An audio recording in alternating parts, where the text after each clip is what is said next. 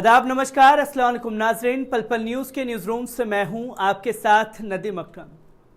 उदयपुर की घटना ने पूरे देश को ही नहीं बल्कि दुनिया भर को हिला करके रख दिया और तमाम लोगों की प्रतिक्रिया इस पर आना शुरू हो गई। पर अफसोस, कुछ जो शरारती तत्व हैं वो ये देखना चाह रहे थे कि आखिरकार इस पर मुसलमानों की किस तरीके से प्रतिक्रिया आएगी।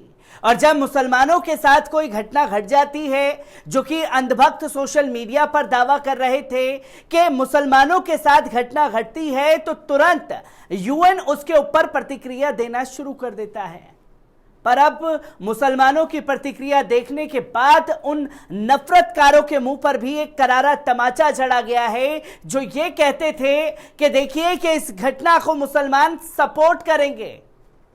माफ कीजिएगा, एक भी तस्वीर मुसलमानों की तरफ से ये नहीं दिखी कि वो मोहम्मद कौस और रियाज जब्बार के साथ खड़े हुए हों। उन्होंने उसे पूरी तरीके से नाकार दिया है, क्योंकि हमने अपने देश में वो भी तस्वीर देखी है जब राजसमंद में अफराजुल की हत्या की गई थी तो शंभूलाल रेगर के समर्थन में रैलियां निकाली गई थी, एक हत्यारे के लिए रैली निकाली गई थी। और अब यूएन की भी कड़ी प्रतिक्रिया उदयपुर की घटना को लेकर के सामने आ गई है। क्या कुछ यूएन में कहा गया है, पहले इस पर नजर डालते हैं। यूएन महासचिव एंटोनियो गुटेरेस ने उदयपुर हत्या मामले की निंदा करते हुए सभी धर्मों से आपस में शांति बनाए रखने की अपील की है। यूएन महासचिव के प्रवक्ता स्टीफन दुजारिक ने उदयपुर में एक दर्जी की हत्या के बाद राजस्थान में सांप्रदायिक तनाव को लेकर यह टिप्पणी की है। यूएन महासचिव ने कहा है कि सभी धर्मों के लोगों को एक दूसरे के धर्म का पूरा सम्मान करना चाहिए, जिससे विश्व में सभी लोग शांति, आपसी भाईचारे और प्रेम के साथ रह सके।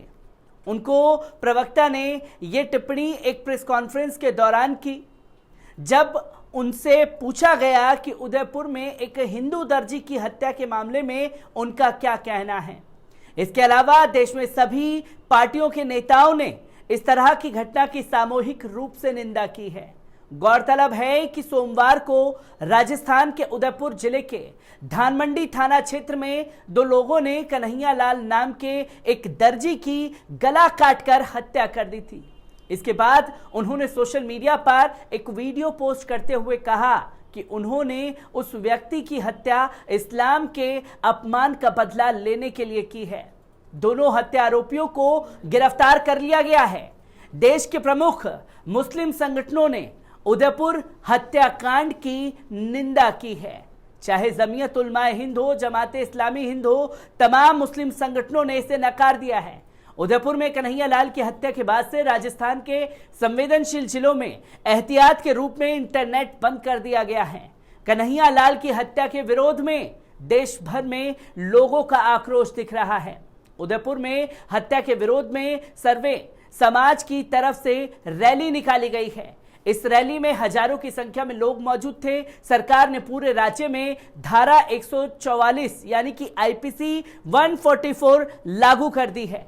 घटना के विरोध में जयपुर में भी व्यापारियों ने अपनी दुकानें बंद रखी।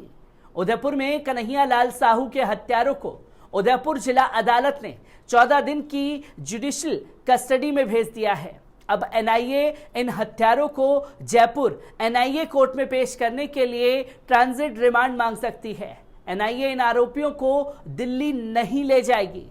राजस्थान पुलिस ने गुरुवार शाम को भारी सुरक्षा व्यवस्था के बीच दोनों हत्यारों को कोर्ट में पेश किया था। कोर्ट में वकीलों ने दोनों आरोपियों के खिलाफ जमकर नारेबाजी भी की। उदयपुर में कन्हैया लाल साहू के मर्डर के मामले में अब एक नई थ्योरी भी सामने आ गई है।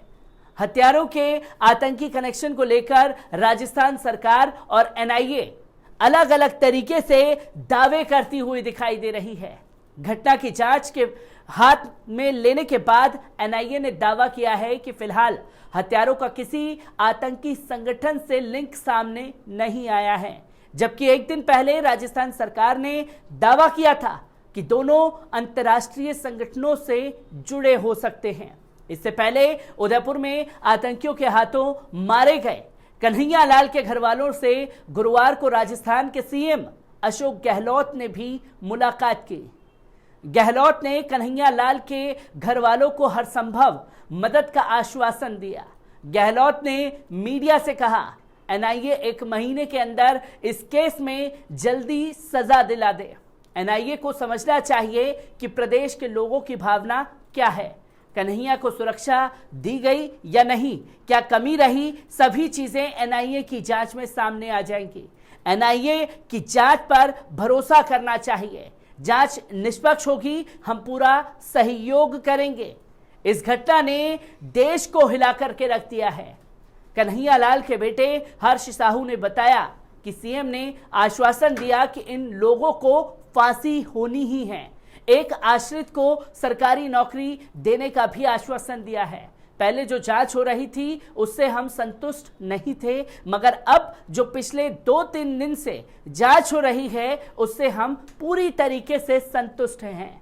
हर्ष ने कहा कि अब हमारे मन में कोई डर नहीं है, सभी लोग साथ हैं। सीएम, सीएस और डीजीपी के साथ बैठक करेंगे व फिर थाने को लेकर कार्रवाई पर निर्णय किया जाएगा। हर्ष ने बताया कि सीएम ने उन्हें कहा कि मैं आपके साथ हूं, किसी भी समय आकर आप मुझसे मिल सकते हैं। इधर राज्य सरकार ने उदयपुर के धानमंडी थाने के एसएचओ और एसआई को सस्पेंड कर दिया है। बाकी पुलिसकर्मियों को भी सस्पेंड किया जा सकता है। वहीं राजस्थान में गुरुवार को भी इंटरनेट बंद रहने के आसार दिखाई दिए। जयपुर, अजमेर, सभांग में गुरुवार शाम 5 बजे तक नेट बंदी की घोषणा की गई थी। तो जहां अंधभक्त इस फिराक में थे कि वो इसके चलते यूएन की प्रतिक्रिया पर सवाल खड़े करेंगे, पर यूएन ने भी खुल करके उदयपुर की घटना पर अपना बयान सामने रख दिया। और दूसरी प्रतिक्रिया पर नजर थी मुसलमानों की। और अगर आप किसी जाहिल से जाहिल मुसलमान से भी जाकर के उदयपुर की घटना पर बात करेंगे तो वो यही कहेगा कि जो हुआ उदयपुर में वो गलत हुआ, ये चीजें नहीं होनी चाहिए थी।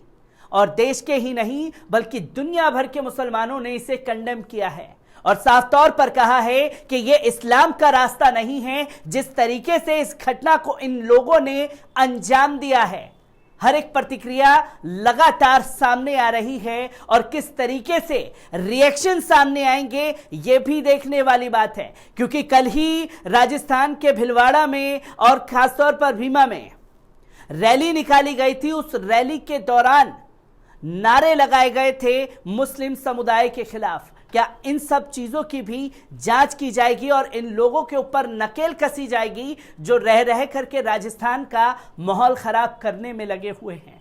मैं ऐसी ही खबरों से आपको रूबरू कराता रहूंगा। दीजिए इजाजत, शुक्रिया।